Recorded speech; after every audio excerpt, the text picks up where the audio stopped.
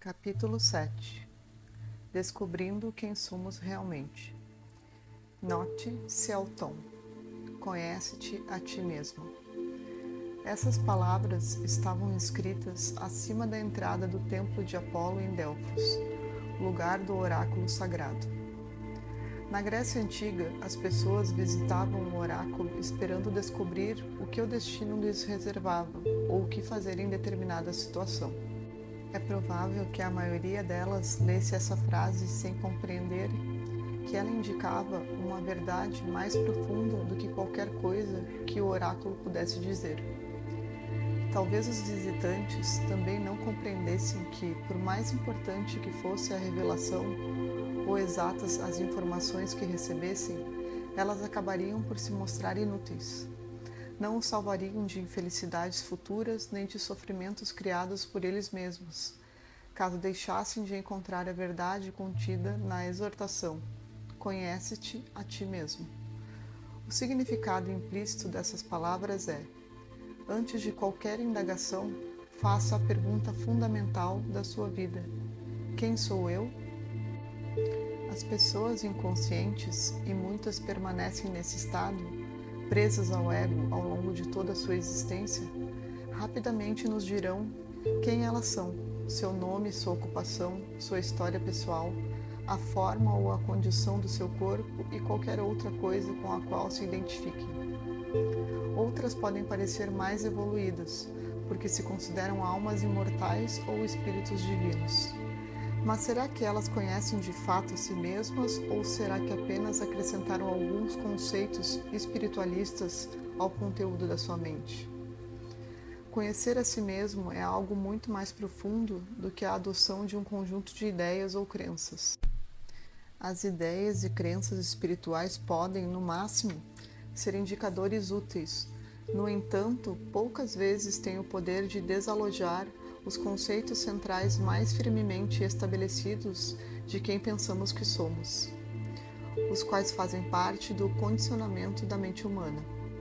O profundo autoconhecimento não tem nada a ver com nenhuma ideia que esteja flutuando em torno da nossa mente.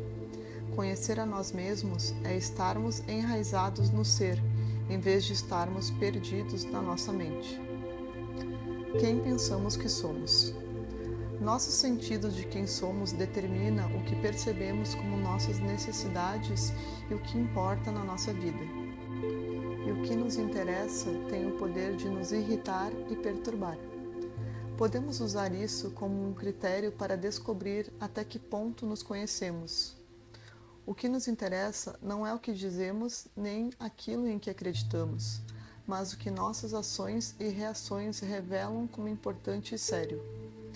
Portanto, talvez queiramos nos fazer a seguinte pergunta: o que me irrita e me perturba? Se coisas pequenas têm a capacidade de nos atormentar, então quem pensamos que somos é exatamente isso: pequeno. Essa é a nossa crença inconsciente. Quais são as coisas pequenas? No fim das contas, todas as coisas são pequenas, porque todas elas são efêmeras. Podemos até dizer: sei que sou um espírito imortal, ou estou cansado deste mundo louco, tudo o que quero é paz, até o telefone tocar.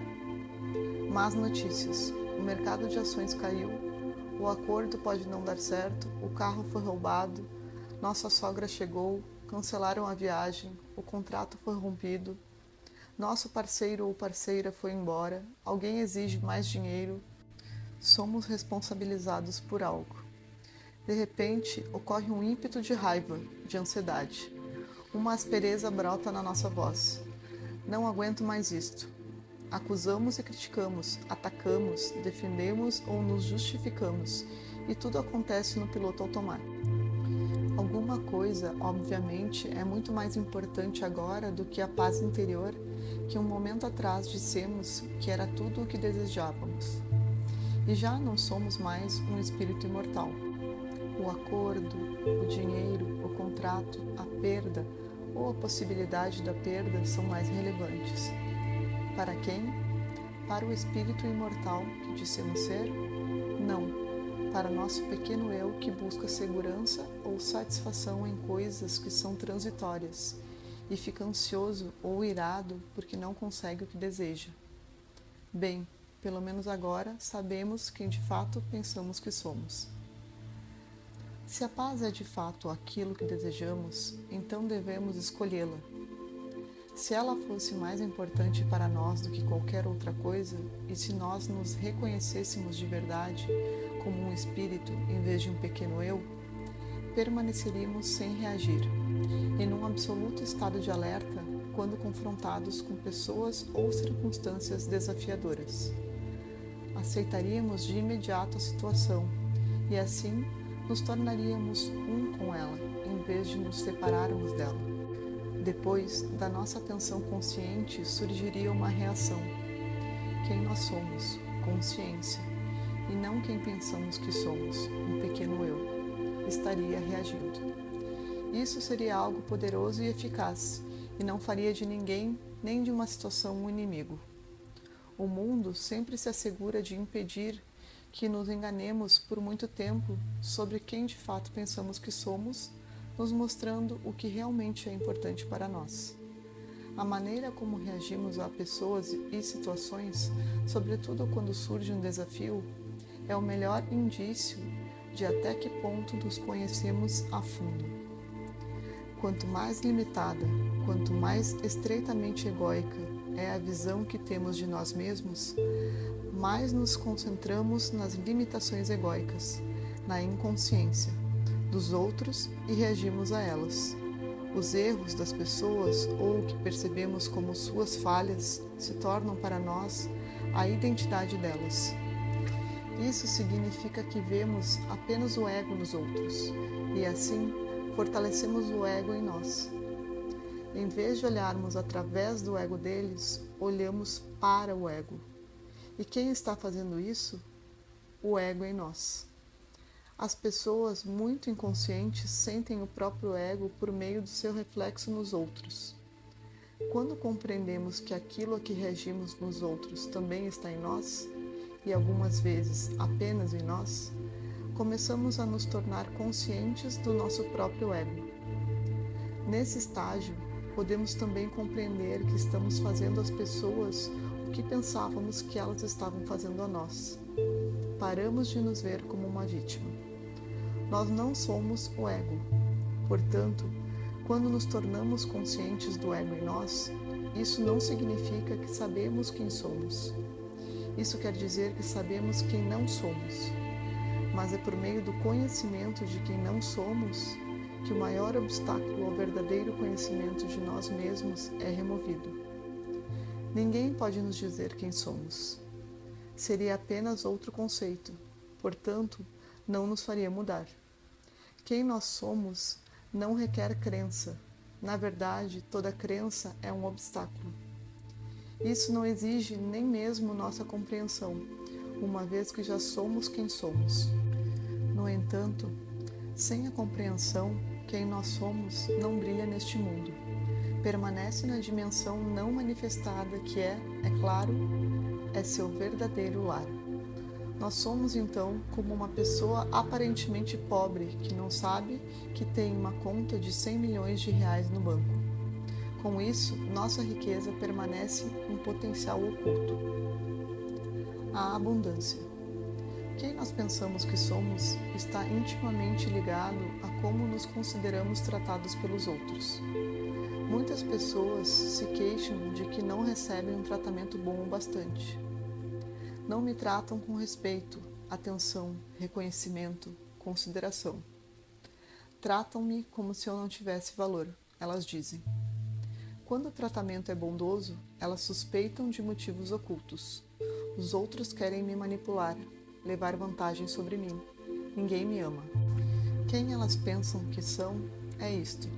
Sou um pequeno eu carente, cujas necessidades não estão sendo satisfeitas. Esse erro básico de percepção de quem elas são cria um distúrbio em todos os seus relacionamentos. Esses indivíduos acreditam que não têm nada a dar e que o mundo ou os outros estão ocultando delas aquilo de que precisam. Toda a sua realidade se baseia num sentido ilusório de quem elas são. Isso sabota situações e prejudica todos os relacionamentos. Se o pensamento de falta, seja de dinheiro, reconhecimento ou amor, se tornou parte de quem pensamos que somos, sempre experimentaremos a falta. Em vez de reconhecermos o que já há de bom na nossa vida, tudo o que vemos é carência. Detectarmos o que existe de positivo na nossa vida é a base de toda a abundância. O fato é o seguinte: seja o que for que nós pensemos que o mundo está nos tirando, é isso que estamos tirando do mundo. Agimos assim porque, no fundo, acreditamos que somos pequenos e que não temos nada a dar. Se esse for o seu caso, experimente fazer o seguinte por 2 semanas e veja como sua realidade mudará. Dê às pessoas qualquer coisa que você pense que elas estão lhe negando. Elogios, apreço, ajuda, atenção, etc. Você não tem isso? Age exatamente como se tivesse e tudo isso surgirá. Logo depois que você começar a dar, passará a receber. Ninguém pode ganhar o que não dá.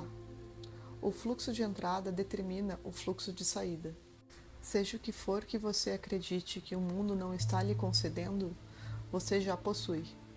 Contudo, a menos que permita que isso flua para fora de você, nem mesmo saberá que tem.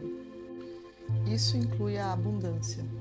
A lei segundo a qual o fluxo de saída determina o fluxo de entrada é expressa por Jesus nesta mensagem marcante: Dai e dar-se-vos-á. Colocar-vos-ão no regaço medida boa, cheia, recalcada, sacudida e transbordante, porque com a mesma medida com que medirdes, será medido vós também. A fonte de toda a abundância não está fora de você. Ela é parte de quem você é. Entretanto, comece por admitir e reconhecê-la exteriormente. Veja a plenitude da vida ao seu redor, o calor do sol sobre sua pele, a exibição de flores magníficas num quiosque de plantas, o sabor de uma fruta suculenta, a sensação no corpo de toda a força da chuva que cai do céu. A plenitude da vida está presente a cada passo. Seu reconhecimento desperta a abundância interior adormecida. Então permita que ela flua para fora. Só o fato de você sorrir para um estranho já promove uma mínima saída de energia. Você se torna um doador. Pergunte-se com frequência: o que posso dar neste caso? Como posso prestar um serviço a esta pessoa nesta situação? Você não precisa ser dono de nada para perceber que tem abundância.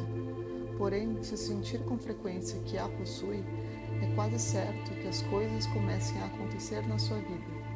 Ela só chega para aqueles que já a têm. Parece um tanto injusto, mas é claro que não é.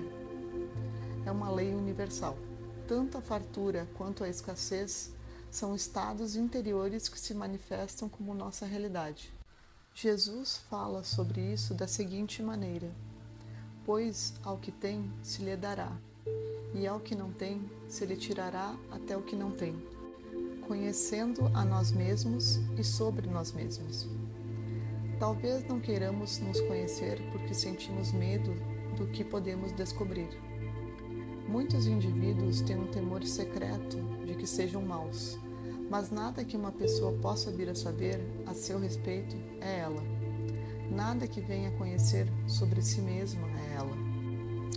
Embora alguns indivíduos não queiram saber quem são por causa do temor, outros têm uma curiosidade insaciável a seu próprio respeito e desejam descobrir cada vez mais.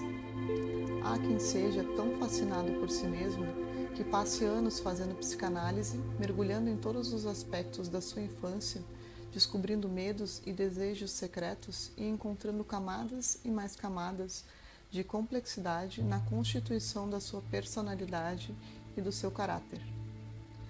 Depois de 10 anos, o terapeuta pode ficar cansado desse cliente e da sua história e lhe dizer que a análise acabou. Talvez ele o mande embora com um dossiê de 5.000 páginas e lhe diga: Tudo isso é sobre você. Isso é o que você é. Quando a pessoa carrega a pesada pasta para casa, sua satisfação inicial de finalmente conhecer a si mesma é logo substituída por um sentimento de insatisfação e por uma suspeita insidiosa de que deve haver mais coisas sobre quem ela é do que aquilo. E na verdade existe mais. Talvez não em termos quantitativos, de mais fatos, e sim na dimensão qualitativa da profundidade. Não há nada de errado com a psicanálise, nem com o fato de alguém descobrir mais a respeito do seu passado, desde que não confunda conhecer sobre si mesmo com conhecer a si mesmo. O dossiê de 5.000 páginas é sobre a pessoa, o conteúdo da mente que é condicionado pelo passado. Seja o que for que ela venha a aprender pela psicanálise ou pela observação de si mesma, será sobre ela, não é ela. É conteúdo e não essência. Ir além do ego é sair do conteúdo. Conhecer a nós mesmos é ser nós mesmos. E ser nós mesmos é pararmos de nos identificar com o conteúdo. As pessoas, em sua maioria, definem-se pelo conteúdo de suas vidas. Qualquer coisa que alguém perceba, experimente, faça, pense ou sinta é o conteúdo. O conteúdo é o que absorve inteiramente a atenção da maior parte dos indivíduos e é aquilo com que eles se identificam. Quando pensamos ou dizemos minha vida, não estamos nos referindo à vida que nós somos, e sim à vida que temos ou parecemos ter. Estamos fazendo menção ao conteúdo, a elementos como idade, saúde, relacionamentos, finanças e trabalho, assim como o nosso estado mental e emocional. As circunstâncias interiores e exteriores da nossa vida, bem como o nosso passado e nosso futuro, pertencem ao âmbito do conteúdo, da mesma forma que os eventos, isto é, tudo o que acontece. O que existe além do conteúdo? Aquilo que permite que ele exista, o espaço interior da consciência. O caos e o propósito superior. Quando nos conhecemos apenas por meio do conteúdo, também pensamos que sabemos o que é bom ou ruim para nós mesmos. Discriminamos os acontecimentos entre os que são bons para nós e aqueles que são maus. Essa é uma percepção fragmentada da unicidade da vida na qual tudo está interligado, em que cada acontecimento tem seu lugar e sua função dentro da totalidade. Contudo, a totalidade é mais do que a aparência superficial das coisas, mais do que a soma total das suas partes, mais do que qualquer coisa que nossa vida e o mundo contêm. Por trás da sucessão de acontecimentos, algumas vezes aparentemente aleatórios ou até mesmo caóticos da nossa vida, assim como do mundo, acontece de maneira oculta o desenrolar de uma ordem e de um propósito superior. Há um ditado zen que expressa isso de forma maravilhosa. A neve cai, cada floco no lugar adequado. Nunca seremos capazes de compreender essa ordem superior pensando nela, porque tudo o que pensamos é conteúdo. No entanto, ela emana da dimensão sem forma da consciência, da inteligência universal. Ainda assim, podemos vislumbrá-la. Mais do que isso, somos capazes de ficar alinhados com ela, ou seja, de atuarmos como participantes conscientes do desenvolvimento desse propósito superior. Quando vamos a uma floresta que não sofreu interferência do homem, nossa mente pensante vê apenas desordem e caos ao nosso redor. Ela não é capaz nem mesmo de diferenciar o que é a vida, bom, do que é a morte, mal, uma vez que por toda parte a nova vida cresce a partir da matéria putrefata e em decomposição. Apenas se nos mantivermos silenciosos o bastante internamente e o ruído do pensamento ceder, é que poderemos tomar consciência de que existe uma harmonia oculta ali, uma sacralidade, uma ordem superior em que tudo tem seu lugar perfeito e não poderia ser outra coisa a não ser o que é da maneira como é. A mente sente-se mais à vontade num parque paisagístico, porque foi planejada pelo pensamento. Ela não cresceu organicamente. Nesse parque existe uma ordem que a mente é capaz de entender. Na floresta há uma ordem incompreensível que para ela se parece com o caos. Está além das categorias mentais de bom e mal. Não conseguimos aprendê-la por meio do pensamento. No entanto, podemos senti-la quando o deixamos de lado. Ficamos silenciosos e atentos e não tentamos entender nem explicar. Só então estamos aptos a tomar consciência da sacralidade da floresta. Tão logo sentimos essa harmonia oculta, constatamos que não estamos separados dela, e nesse momento nos tornamos um participante consciente dessa sacralidade. Dessa maneira, a natureza pode nos ajudar a retomar o alinhamento com a unicidade da vida. O que há de bom e o que há de mal. A certa altura da vida, a maioria das pessoas se torna consciente de que não existe apenas nascimento, crescimento, sucesso, boa saúde, prazer e vitórias, mas também perda, fracasso, doença, envelhecimento, decadência, dor e morte. Convencionalmente, esses aspectos são rotulados de bons e maus, ordem e desordem. O significado da nossa vida costuma estar associado ao que consideramos bom. Porém, tudo que se enquadra nessa categoria está sob a ameaça constante do colapso, do esgotamento, da desorganização, da falta de significado e do mal, que é quando as explicações falham e a vida deixa de fazer sentido. Mais cedo ou mais tarde, a desordem irrompe na vida de todo mundo, não importa quantas apólices de seguro a pessoa tenha. Isso pode acontecer na forma de perda ou acidente, doença, incapacidade, envelhecimento, morte. Contudo, o surgimento dessa desestabilização e o resultante colapso de um sentido definitivo mentalmente pode se tornar a abertura para uma ordem superior. Porque a sabedoria deste mundo é loucura diante de Deus, diz a Bíblia. O que é a sabedoria deste mundo? A agitação do pensamento e o sentido que é definido exclusivamente pelo pensamento. O pensamento isola situações ou acontecimentos e os chama de bons ou maus, como se eles tivessem uma existência separada. Por meio da dependência excessiva do pensamento, a realidade se torna fragmentada. Esse fracionamento é uma ilusão, contudo parece muito real enquanto permanecemos presos a ela. O universo, porém, é um todo indivisível, onde todas as coisas estão interconectadas, onde nada existe de modo independente. A profunda interligação de todos os eventos e de todas as coisas deixa implícito que os rótulos mentais de bom e mal são, em última análise, ilusórios.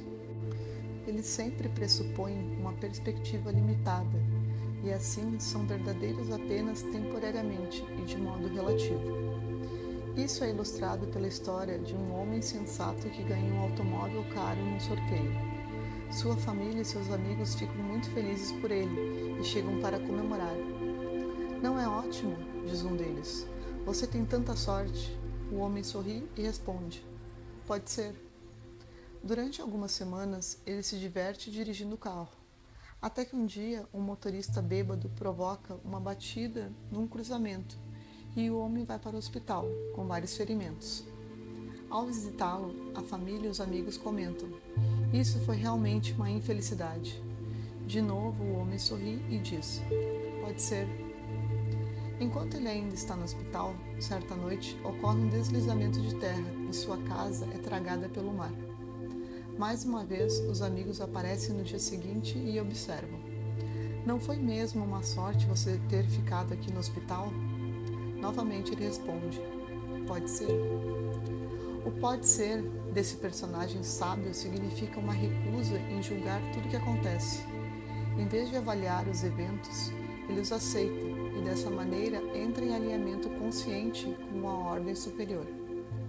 Esse homem sabe que quase sempre é impossível para a mente entender que lugar ou propósito um acontecimento que parece aleatório ocupa no traçado da totalidade.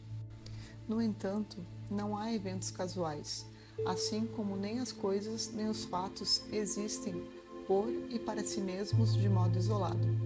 Os átomos que constituem nosso corpo foram forjados nas estrelas, enquanto as causas do menor dos eventos são virtualmente infinitas e ligadas ao todo de maneiras incompreensíveis. Se quiséssemos encontrar o motivo de um acontecimento, teríamos que percorrer o caminho de volta até o começo da criação. O cosmo não é caótico. A própria palavra cosmo significa ordem. Mas essa não é uma ordem que a mente humana possa chegar a entender, embora consiga ter um vislumbre dela, sem nos importarmos com o que acontece. J. Krishnamurti, o maior filósofo e mestre espiritual indiano, proferiu palestras e trabalhou quase continuamente por todo o mundo durante mais de 50 anos, tentando transmitir por meio das palavras, que representam o conteúdo, o que está além delas, além do conteúdo. Numa de suas apresentações, já no final da vida, ele surpreendeu o público perguntando: "Vocês querem conhecer meu segredo?" Todos os presentes ficaram atentos. Muitas pessoas na plateia vinham acompanhando suas palestras ao longo de 20 ou 30 anos e ainda não haviam conseguido captar a essência dos seus ensinamentos. Por fim, depois de todos aqueles anos, o mestre lhes daria a chave para a compreensão. "Este é o meu segredo. Eu não me importo com o que acontece", disse ele. Como ele não explicou mais nada, desconfio de que a maior parte do seu público ficou ainda mais perplexa do que antes. As implicações dessa simples afirmação, entretanto, eram profundas. O que está implícito quando dizemos que não nos importamos com o que acontece? Simplesmente que, no nosso interior, estamos alinhados com o que acontece. O que acontece refere-se, é claro, à especificidade do momento, que sempre é como é. Trata-se de uma menção ao conteúdo, à forma que esse momento assume. Estarmos alinhados com o que é significa estarmos numa relação de não resistência interna com os acontecimentos. Isso corrompe a não rotular essa realidade mentalmente como boa nem má, e sim deixá-la ser o que é. Isso quer dizer que não podemos mais agir para provocar mudanças na nossa vida? Ao contrário, quando a base para nossas ações é o alinhamento interior com o momento presente, elas se tornam fortalecidas pela inteligência da vida em si. É mesmo? O mestre Zen Hakuin morava numa cidade no interior do Japão. Altamente estimado e respeitado, era procurado por muitas pessoas que buscavam orientação espiritual. Então aconteceu que a filha adolescente do seu vizinho apareceu grávida. Quando os pais da moça, tomados pela ira e revolta, a interrogaram sobre a identidade do pai da criança, ela acabou dizendo que era Hakuin. Transtornados de raiva, eles foram correndo até o mestre Zen e, entre gritos e acusações, contaram-lhe que a filha havia confessado que ele engravidara. Tudo o que ele disse foi: "É mesmo?" As notícias sobre o escândalo espalharam-se por toda a cidade e fora dela. O mestre perdeu sua reputação. Isso não o preocupou. As pessoas deixaram de procurá-lo. Ele não se importou com isso também. Quando a criança nasceu, os avós a levaram para Hakuin. "Você é o pai, então cuide dela." O mestre cuidou do bebê com o maior carinho. Um ano depois, a mãe, consumida pelo remorso, confessou aos pais que o verdadeiro pai da criança era o rapaz que trabalhava no açougue. Profundamente constrangidos, eles foram procurar Hakuin para se desculpar e pedir seu perdão. "Sentimos muito, viemos buscar o bebê. Nossa filha confessou que você não é o pai dele." "É mesmo?" O mestre se limitou a dizer enquanto lhes entregava a criança. Hakuin responde à falsidade e à verdade, à boa e à má notícia, exatamente da mesma maneira. É mesmo? Ele permite que a forma do momento, positiva ou negativa, seja ela como é, e assim não se torna um participante do drama humano.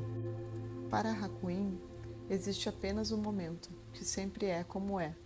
Os acontecimentos não são personalizados, ele não é vítima de ninguém. Dessa maneira, alcança tal unicidade com o que acontece que os eventos deixam de ter poder sobre ele. Somente quando resistimos ao que ocorre é que ficamos à mercê dos acontecimentos e o mundo determina a nossa felicidade ou infelicidade. O bebê foi cuidado com muito carinho. O mal converteu-se no bem por meio do poder da não resistência. Sempre respondendo ao que o momento presente requer, Hakuin deixou o bebê ir quando chegou a hora de fazer isso. Imagine rapidamente como o ego teria reagido durante os vários estágios deste acontecimento. O ego e o momento presente. O relacionamento primordial da nossa vida é aquele que mantemos com o agora, ou com qualquer forma que ele assuma, isto é, com aquilo que é ou que acontece.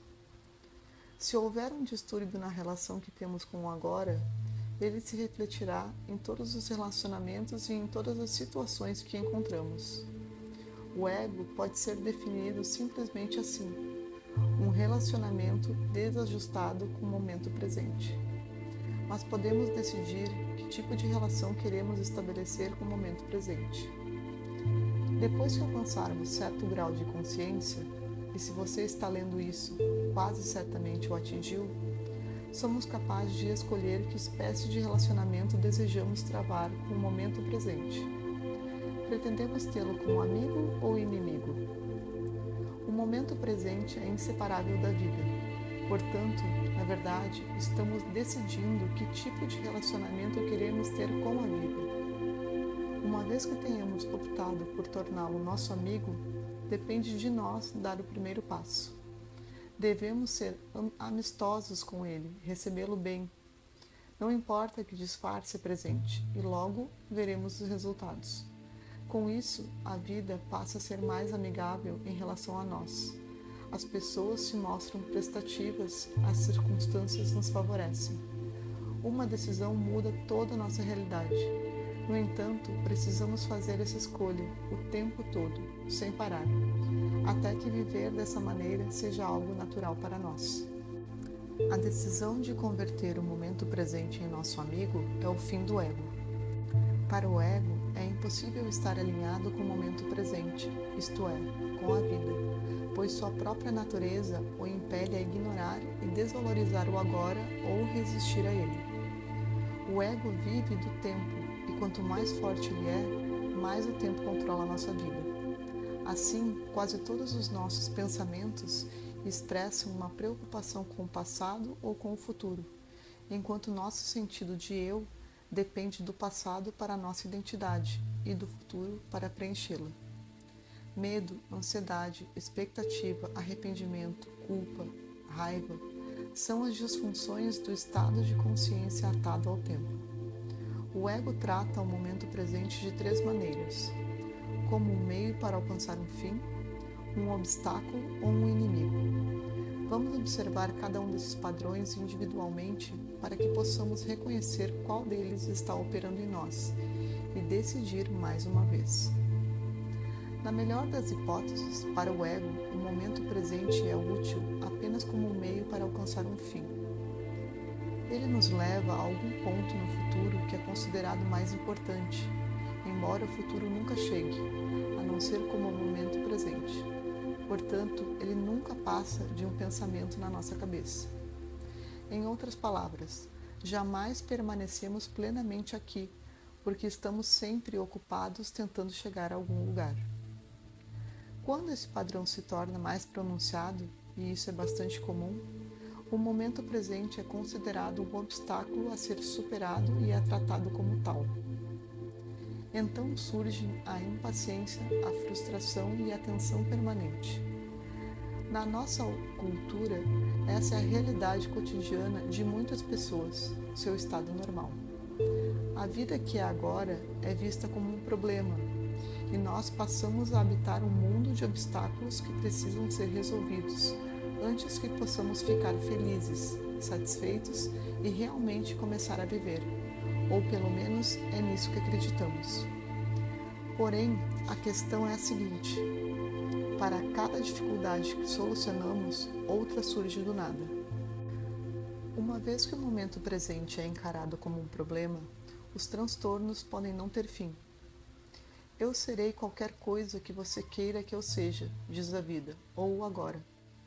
Vou tratá-lo do modo como você me trata. Se você me vê como um estorvo, eu serei um estorvo para você. Se me trata como um empecilho, serei um empecilho.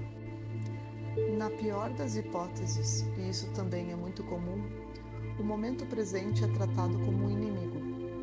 Se odiamos o que estamos fazendo, reclamamos do ambiente onde nos encontramos, amaldiçoamos as coisas que estão acontecendo ou aconteceram, ou se nosso diálogo interior consiste no que deveria ser e no que não deveria ser, em culpar e acusar, é porque estamos discutindo com o que é, com o que já é, como tem que ser. Estamos convertendo a vida num inimigo, e a ela diz: como a guerra é o que você quer, a guerra é o que terá. A realidade exterior, que sempre reflete para nós o estado em que nos encontramos interiormente, é então sentida como hostil.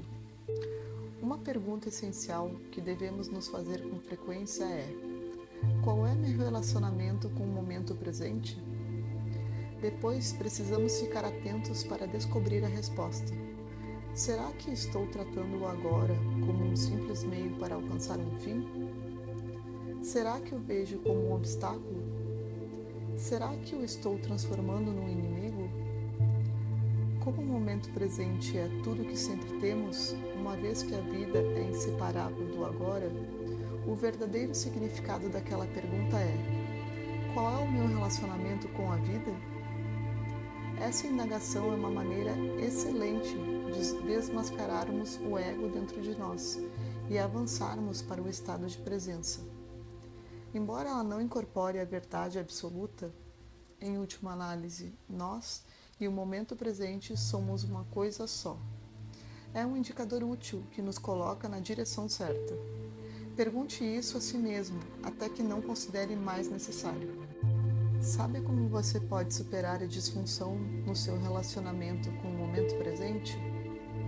A coisa mais importante é detectá-la em si mesmo, nos seus pensamentos e nas suas ações. No instante em que vê que há um distúrbio na sua relação com o agora, você está presente. Essa visão assinala o surgimento da presença. Neste instante, a disfunção começa a dissipar. Algumas pessoas riem muito quando observam isso.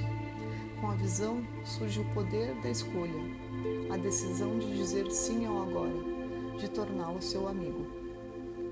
O paradoxo do tempo.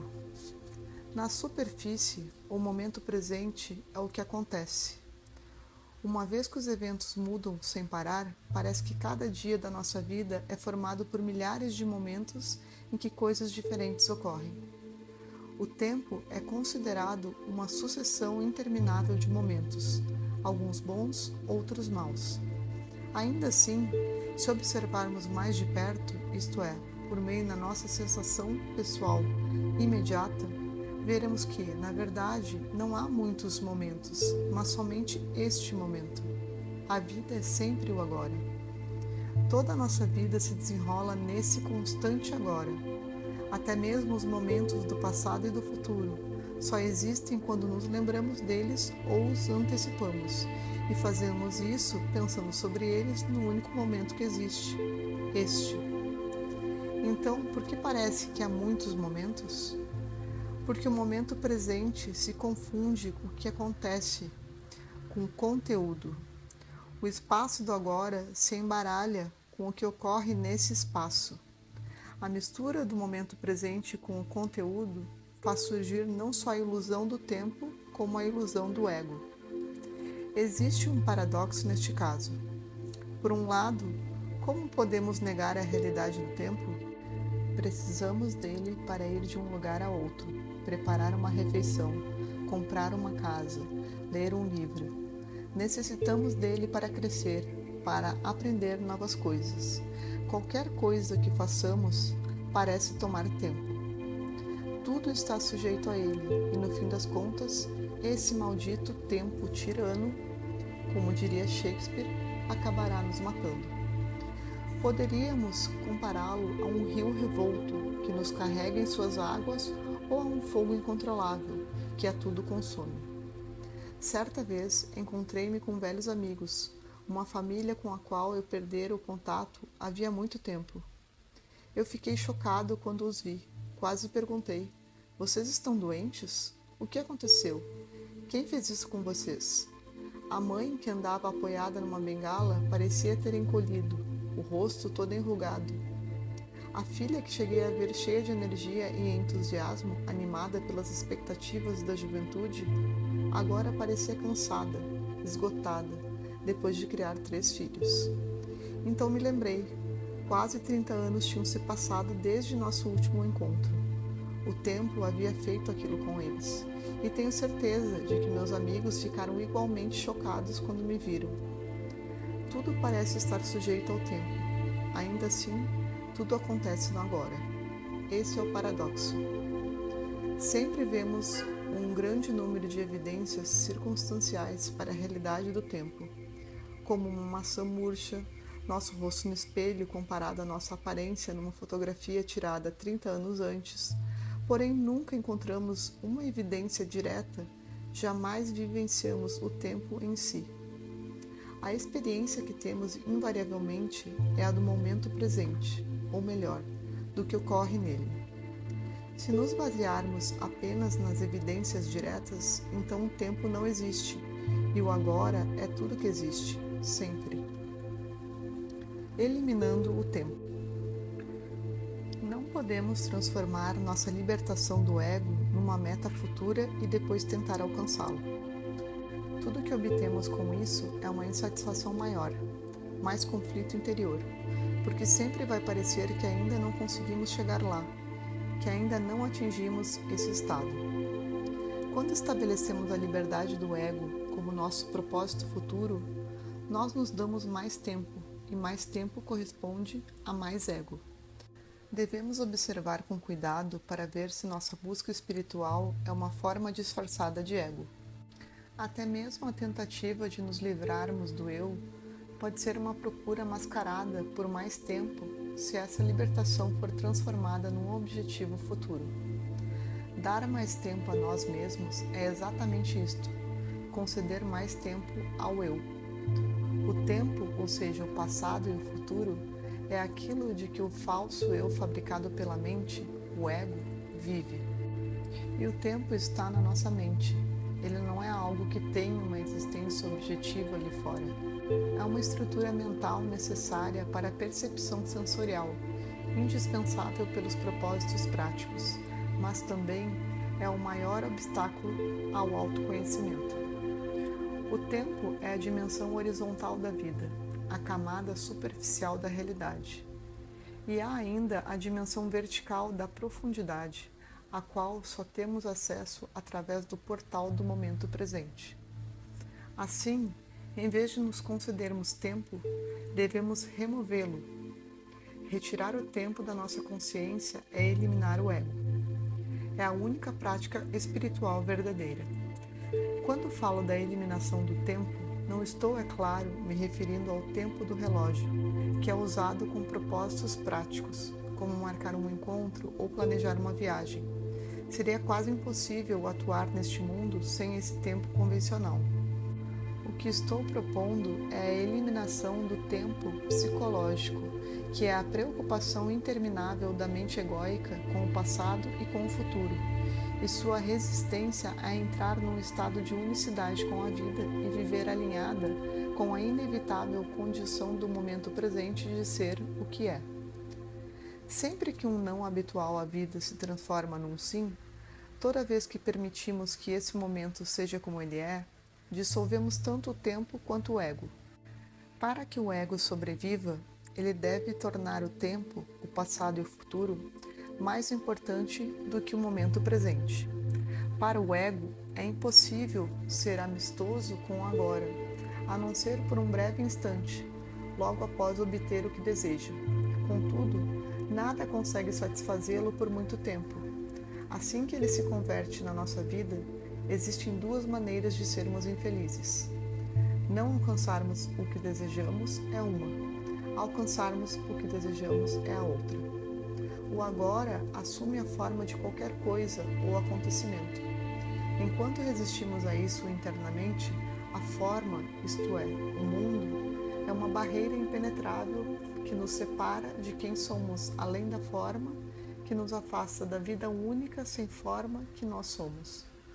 Quando dizemos um sim interior para a forma que o agora adquire, ela própria se torna uma passagem para o que não tem forma. A separação entre o mundo e Deus se dissolve. Quando reagimos à forma que a vida assume no momento presente, tratando-o agora como um meio, um obstáculo ou um inimigo, fortalecemos nossa própria identidade formal, o ego. Disso resulta a atitude reativa do ego. Ele se vicia em reagir. Quanto maior nossa disposição para manifestar uma reação, mais vinculados nos tornamos à forma. Quanto maior a identificação com ela, mais forte é o ego. Nosso ser, então, deixa de brilhar através da forma, ou só faz isso vagamente. Por meio da não resistência à forma, aquilo em nós que se encontra além da forma emerge como uma presença de total abrangência, um poder silencioso muito maior do que a identidade de curta duração que temos na forma, a pessoa. Ele é mais profundamente quem nós somos do que qualquer outra coisa no mundo da forma. O sonho e aquele que sonha. A chave para o poder maior do universo é a não resistência. Por meio dela, a consciência, espírito, é liberada do seu aprisionamento na forma. A não resistência interior à forma, a qualquer coisa ou acontecimento, é uma negação da realidade absoluta da forma. A resistência faz com que o mundo e seus elementos pareçam mais reais, mais concretos e mais duradouros do que eles são, incluindo nossa própria identidade formal, o ego. Ela atribuiu ao mundo e ao ego um peso e uma importância tão grandes que isso nos faz levar tudo muito a sério, até nós mesmos. O teatro criado pela forma é então erroneamente percebido como uma luta pela sobrevivência. E quando temos essa percepção, ela se torna nossa realidade. As muitas coisas que acontecem, as numerosas formas que a vida assume, são de natureza efêmera. Todas elas são fugazes. Coisas, corpos e egos, acontecimentos, situações, pensamentos, emoções, desejos, ambições, medos, conflitos, eles surgem, fingem ser da maior importância, e antes que possamos conhecê-los, já se foram, dissolvidos na imaterialidade da qual vieram. Será que chegaram a ser reais? Será que conseguiram ser mais do que um sonho? O sonho da forma? Quando acordamos de manhã e o sonho da noite se dispersa, dizemos: foi apenas um sonho, não é real. Mas algo no sonho deve ter sido real. Caso contrário, não poderia ter acontecido. Quando a morte se aproxima, podemos olhar para trás e imaginar se nossa vida não foi simplesmente mais um sonho. Até mesmo agora, podemos relembrar as férias do ano passado ou a briga na véspera e ver que são muito semelhantes ao sonho da noite anterior. O sonho existe, assim como existe aquele que sonha. O sonho é uma encenação de curta duração das formas. É o mundo, real apenas de modo relativo e não absoluto. É aquele que sonha. Ele é a realidade absoluta na qual as formas vêm e vão, mas não é a pessoa. A pessoa é parte do sonho. Aquele que sonha é o substrato em que o sonho aparece, aquilo que se torna possível. É o absoluto por trás do relativo, o eterno por trás do tempo, a consciência dentro da forma e por trás dela. Aquele que sonha é a consciência em si mesma, é quem nós somos. Acordar dentro do sonho é nosso propósito agora. Quando estamos despertos dentro do sonho, o conflito criado pelo ego neste mundo chega ao fim, enquanto um sonho mais benigno e maravilhoso surge. Essa é a nova Terra. Superando a limitação. Surge um momento na vida de cada um de nós em que perseguimos o crescimento e a expansão no nível da forma. Isso acontece quando nos esforçamos para superar limitações, como fraqueza física ou carência financeira, quando adquirimos novas habilidades e ampliamos nossos conhecimentos, ou quando, por meio de uma ação criativa, trazemos ao mundo algo diferente que tem a capacidade de melhorar tanto nossa vida quanto a dos outros. Pode ser uma composição musical, uma obra de arte, um livro, um serviço que prestamos, uma função que desempenhamos e ainda uma organização que criamos ou para a qual destinamos uma contribuição essencial. Sempre que estamos presentes, isto é, toda vez que nossa atenção está toda no agora, essa presença flui para aquilo que fazemos e o transforma. A qualidade e poder no que executamos. Estamos presentes quando o que realizamos não é basicamente um meio para atingir um fim, dinheiro, prestígio, vitória, mas gratificante por si mesmo, quando existe alegria e vida no que realizamos. E é claro, não podemos estar presentes a menos que nos tornemos receptivos ao agora. Essa é a base da ação eficaz, não contaminada pelo negativismo. Forma significa limitação. Estamos aqui não só para vivenciar as limitações, como para ampliar nossa consciência por meio da superação das coisas que nos restringem. Algumas delas podem ser ultrapassadas num nível externo, mas talvez haja outras com as quais precisemos aprender a conviver. Só conseguiremos vencê-las internamente. Mais cedo ou mais tarde, todas as pessoas as encontram. Da mesma maneira que as limitações podem nos manter presos à reação egóica, que corresponde à infelicidade intensa, nós somos capazes de sobrepujá-las no nível interno, nos rendendo de modo incondicional ao que quer que elas sejam. É isso que elas nos ensinam. O estado de rendição da consciência abre a dimensão vertical na nossa vida, a dimensão da profundidade. Alguma coisa sairá dali para o mundo, algo de um valor infinito, que de outro modo teria permanecido sem se manifestar. Algumas pessoas que se entregaram a uma limitação significativa se tornaram agentes de cura ou mestres espirituais. Outras trabalham com abnegação para minorar o sofrimento humano ou compartilhando um dom criativo. No final da década de 1970, eu almoçava todos os dias com 1 ou 2 amigos no restaurante do centro de graduação da Universidade de Cambridge, onde estudava. Havia um homem numa cadeira de rodas que algumas vezes se sentava próximo a nós, em geral acompanhado de 3 ou 4 pessoas. Um dia, quando ele estava sentado à mesa, diretamente oposta à minha, não pude deixar de observá-lo com mais atenção e fiquei chocado com o que vi. Seu corpo parecia quase todo paralisado, magro ao extremo, a cabeça pendendo para frente. Um de seus acompanhantes colocava a comida na sua boca com todo cuidado, porém, uma grande parte dela sempre caía de volta no prato, que outra pessoa segurava embaixo do queixo dele. De vez em quando, o homem emitia sons roucos ininteligíveis. Então alguém aproximava o ouvido de sua boca e, de forma incrível, interpretava o que ele estava tentando dizer.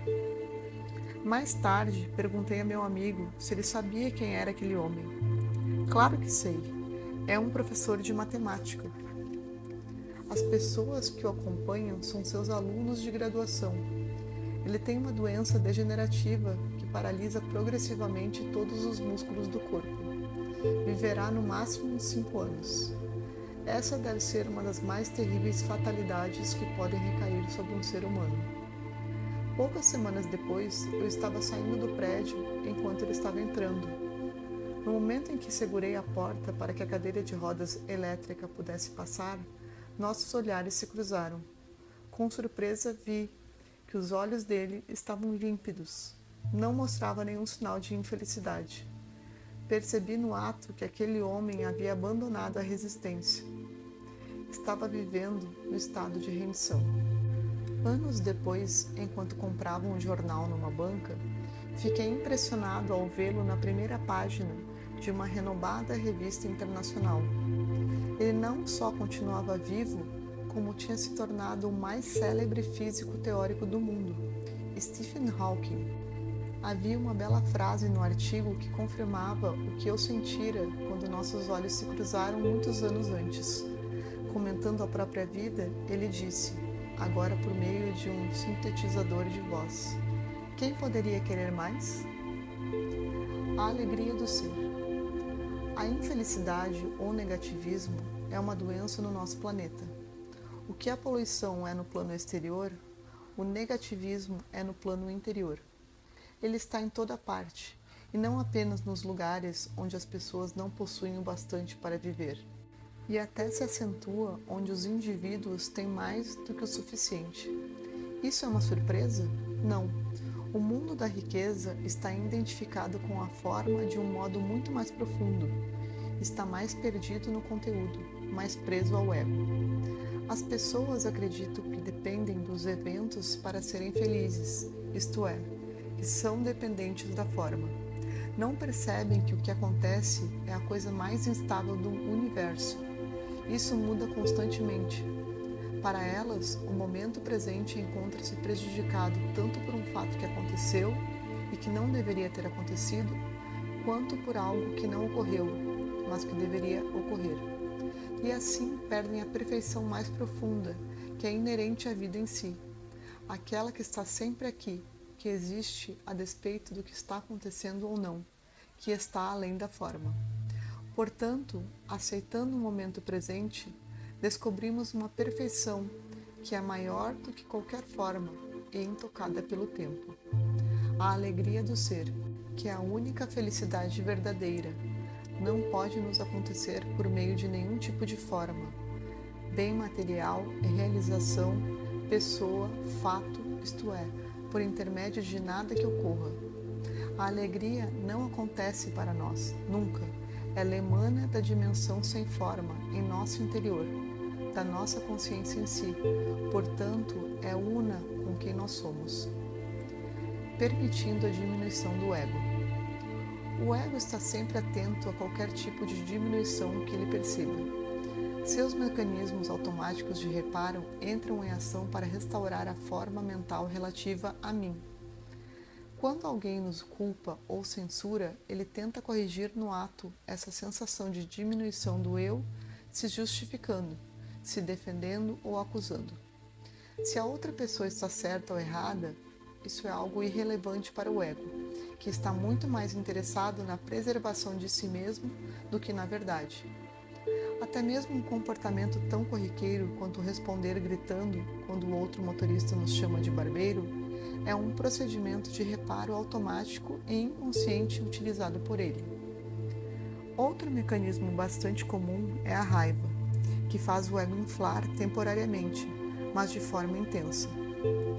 Todos os recursos que o ego usa para executar os concertos fazem total sentido para ele, porém, na verdade, são disfunções.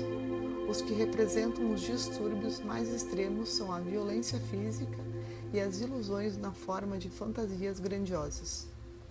Uma técnica espiritual eficaz é permitir conscientemente a diminuição do ego quando ela acontecer e não tomar nenhuma iniciativa para restaurá-lo.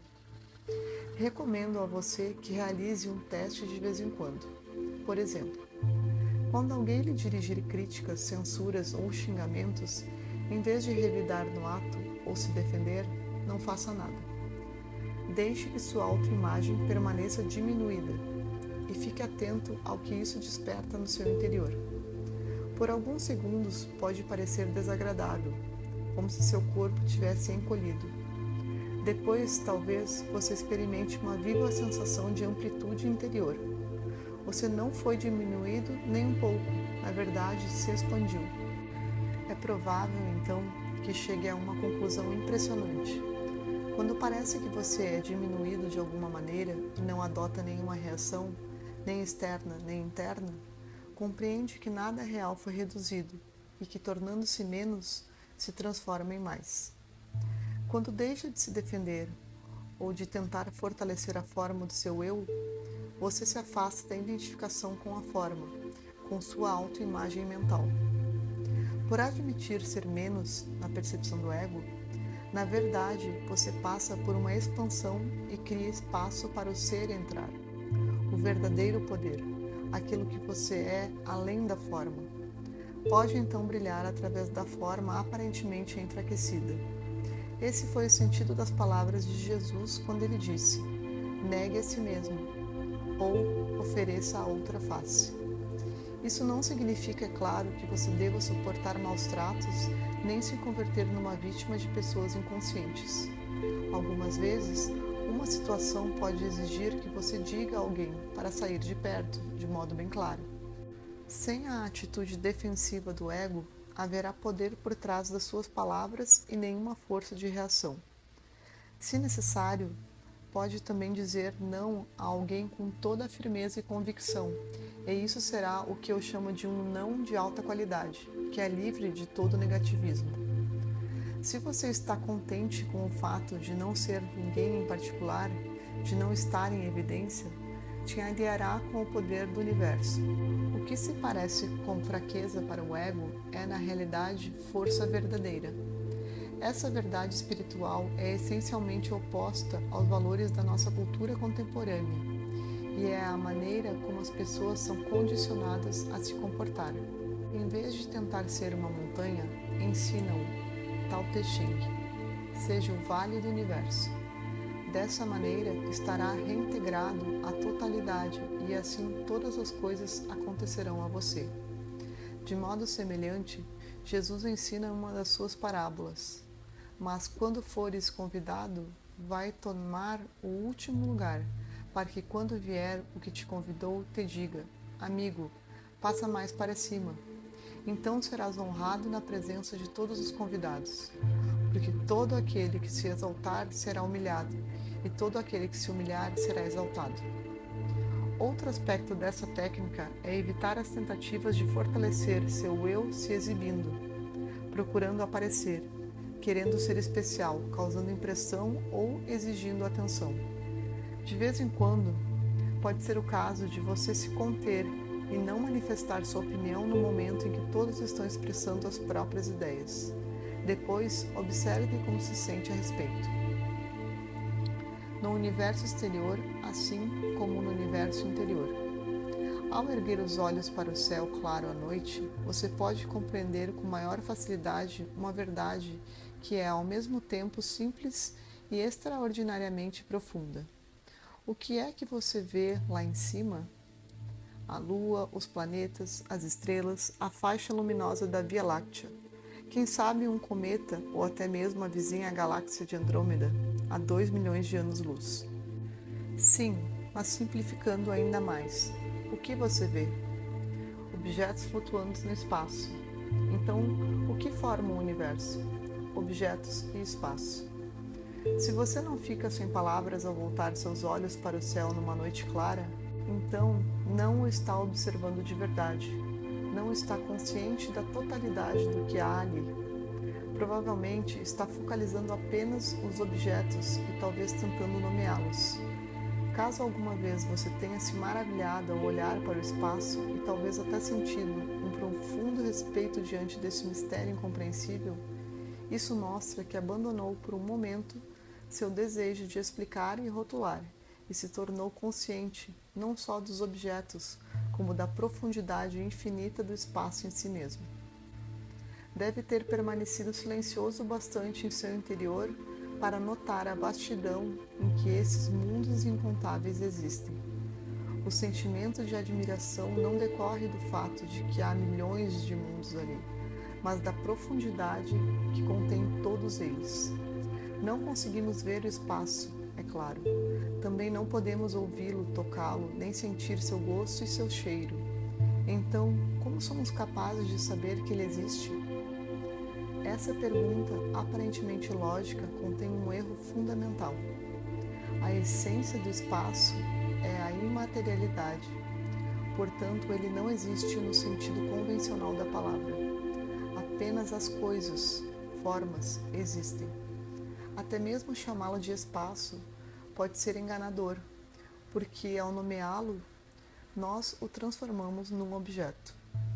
Vamos considerar da seguinte maneira: existe algo dentro de nós que tem afinidade com o espaço, e é por isso que somos capazes de ter consciência dele. Consciência dele? Isso não é totalmente verdadeiro, também porque como podemos ter consciência do espaço se não existe nada lá de que possamos ter consciência? A resposta é ao mesmo tempo simples e profunda. Quando estamos conscientes do espaço, não estamos de fato conscientes de nada, a não ser da consciência em si, do espaço interior da consciência. Por nosso intermédio, o universo vai se tornando consciente de si mesmo. Quando o olho não encontra nada para ver, essa imaterialidade é entendida como espaço. Quando os ouvidos não encontram nada para escutar, essa imaterialidade é compreendida como silêncio. Quando os sentidos, que existem para perceber a forma, encontram a ausência da forma, a consciência sem forma que está por trás da percepção e torna possível toda percepção, toda experiência, não é mais obscurecida pela forma. Quando contemplamos as profundezas insondáveis do espaço ou escutamos o silêncio nas primeiras horas do dia, logo após o nascer do sol, alguma coisa dentro de nós faz eco a isso, como um reconhecimento. Então sentimos a enorme profundidade do espaço como nossa e sabemos que esse precioso silêncio que não tem forma é mais essencialmente nós mesmos do que qualquer das coisas que formam o conteúdo da nossa vida. Os Upanishads, os antigos textos sagrados da Índia, referem-se a essa mesma verdade com as seguintes palavras: o que não pode ser visto pelos olhos, mas por meio do qual os olhos podem ver, é unicamente Brahma, o Espírito, e não o que as pessoas aqui adoram. O que não pode ser escutado pelos ouvidos, mas por meio do qual os ouvidos são capazes de ouvir, é unicamente Brahma, o Espírito, e não o que as pessoas aqui adoram. Aquilo que não pode ser compreendido pela mente, mas por meio do qual a mente consegue pensar, é conhecido unicamente como Brahma, o Espírito, e não o que as pessoas aqui adoram. Deus, diz o texto sagrado, é a consciência sem forma e a essência de quem nós somos. Tudo mais é forma, é o que as pessoas aqui adoram. A realidade duplicada do universo, que consiste em objetos e espaço, materialidade e imaterialidade, é igual à nossa. Uma vida humana sadia, equilibrada e produtiva é uma dança entre as duas dimensões, que constituem a realidade, forma e espaço. A maioria das pessoas se identifica tanto com a dimensão da forma, com as percepções sensoriais, com os pensamentos e com as emoções, que a parte oculta essencial quase desaparece da sua vida. A identificação com a forma as mantém presas ao ego. Aquilo sobre o que pensamos a respeito, vemos, ouvimos, sentimos ou tocamos, é apenas a metade da realidade, por assim dizer. É a forma. Nos ensinamentos de Jesus, isso é chamado simplesmente de o mundo, enquanto a outra dimensão é o reino dos céus ou a vida eterna. Assim como o espaço permite que todas as coisas existam, e assim como não poderia haver som sem o silêncio, nós não existiríamos sem a dimensão essencial, sem a forma que é a nossa essência. Poderíamos chamá-la de Deus, caso essa palavra não estivesse tão desgastada pelo uso. Prefiro denominá-la ser. O ser é anterior à existência. A existência é forma, conteúdo, o que acontece. A existência é o primeiro plano da vida, enquanto o ser é uma espécie de pano de fundo. A doença coletiva da humanidade é o fato de as pessoas estarem tão absorvidas pelo que acontece, tão hipnotizadas pelo mundo das formas em constante mutação, tão mergulhadas no conteúdo da sua vida, que se esquecem da essência, daquilo que está além do conteúdo da forma e do pensamento. Elas se encontram de tal maneira consumidas pelo tempo que se esquecem da eternidade, que é a sua origem, seu lar e seu destino. Eternidade é viver a realidade de quem nós somos. Anos atrás, quando estive na China, visitei um monumento no alto de uma montanha próxima a Guilin. Nele havia uma inscrição gravada com ouro. Perguntei ao guia chinês o que estava escrito ali. Está escrito Buda, disse ele.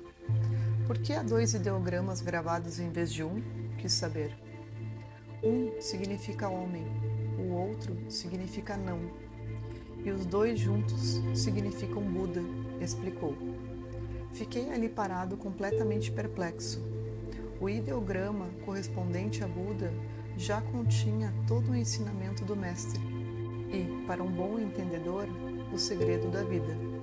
Ali estão as 2 dimensões que constituem a realidade, materialidade e imaterialidade, forma e negação da forma, o que há um reconhecimento de que a forma não é quem nós somos.